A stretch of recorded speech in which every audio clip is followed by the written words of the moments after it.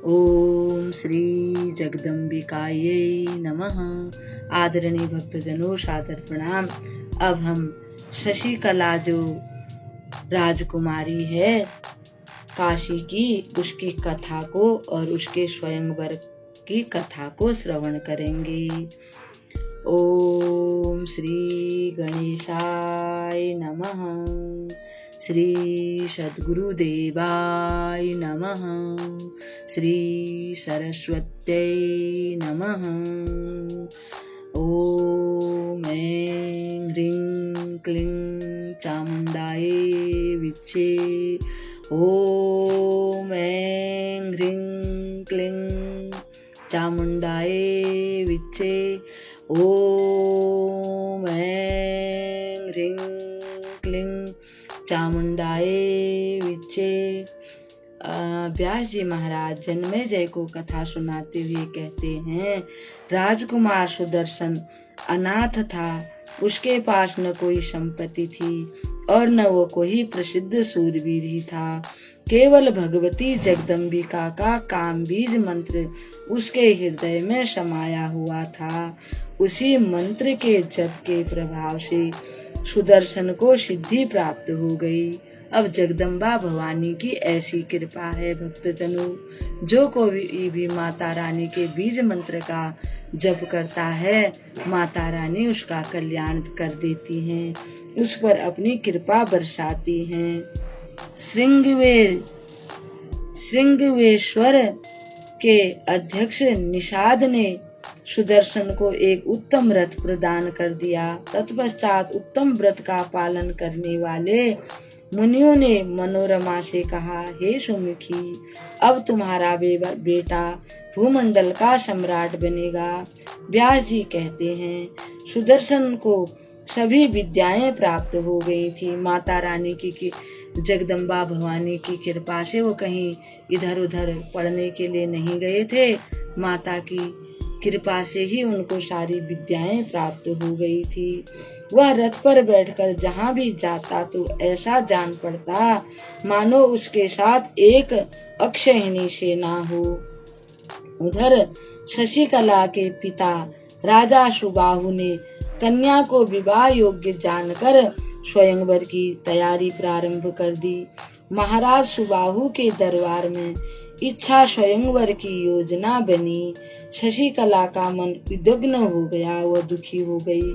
उसने अपनी एक सखी को बताया, तुम एकांत में जाकर मेरी माता से यह बात कह दो कि मैं अपने हृदय में ध्रुव संधि के कुमार को पति के रूप में स्वीकार कर चुकी हूँ। भगवती की कृपा से वह मेरा पति बन चुका है। व्यास जी कहते हैं कि शशिकला की सहेली ने उसकी माता को शशिकला की सब बातें बता दी।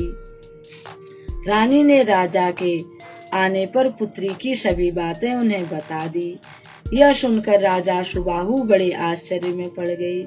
हंसते हुए वे रानी से सच्ची बातें बताने लगे। हे सुमुखी, तुम उस बालक की विषय में जानती नहीं हो, यानी वो बालक के विषय में तुम जानती नहीं हो। वह राज्य से निकाला गया राजकुमार है। वह निर्जन वन में अपनी अकेली ही कन्या का पति होने का अधिकारी कैसे हो सकता है। रानी को बोले, हमारी इकलौती पुत्री है, हम उसके साथ अपनी कन्या का विवाह कैसे कर सकते हैं। किसी अच्छे राजा से उसका विवाह करेंगे जो धन संपन्न से परिपूर्ण हो। तुम उसे समझा दो कि स्वयंवर में एक से एक बढ़कर शक्तिशाली और वैभव संपन्न नरेश आने वाले हैं।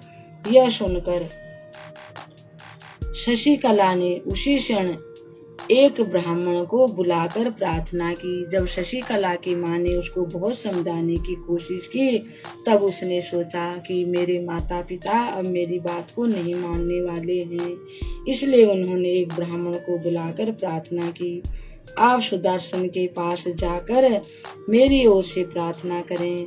मेरे माता पिता की ओर से स्वयंवर की पूरी तैयारी हो चुकी है, परंतु मैं अपनी ओर से सब प्रकार से आपको पति रूप में वरण कर चुकी हूँ। इस प्रकार समझाकर शशिकला ने दक्षिणा देकर उस ब्राह्मण को वन में भेज दिया, जहाँ पर सुदर्शन मुनि के आश्रम में रह रहा था। उस ब्राह्मण ने शीघ्रता से भारद्वाज के आश्रम में पहुंचकर सुदर्शन को सारी बात बताई और सारी बात बताकर वे वापस लौट आए। व्यास जी कहते हैं, राजन अपने पुत्र सुदर्शन को स्वयंवर में जाने की तैयारी करते हुए देखकर उनकी माता को बड़ी पीड़ा होने लगी। वह सुदर्शन से पूछने लगी, पुत्र आज तुम कहाँ जाने की तैयारी कर रहे हो? पुत्र वह समाज तो राजाओं का समाज है, जिस राजा ने तुम्हारे पिता को मार डाला था, तुम्हारे नाना को मार डाला था, वह स्वयंवर में आएगा। वहां जाने पर हो सकता वह तुम्हें भी मार डाले। सुदर्शन ने कहा, हे माता श्री, हे कल्याणमयी माता। सुदर्शन ने कहा, हे कल्याणमयी माता, होनी तो होकर रहती है। भगवती जगदम्बिका की कृपा से मेरे मन में भय नाम की कोई चीज नहीं है। माता मनोरमा भयभीत होकर कांपने लगी। उसने कहा, बेटा मैं भी तुम्हारे साथ चलूंगी। इतना कहकर वो अपनी दासी को साथ में लेकर घर से चल पड़ी। ब्राह्मणों ने आशीर्वाद प्रदान किए। माँ बेटे दोनों प्रसन्नता पूर्वक वहां से चल पड़े।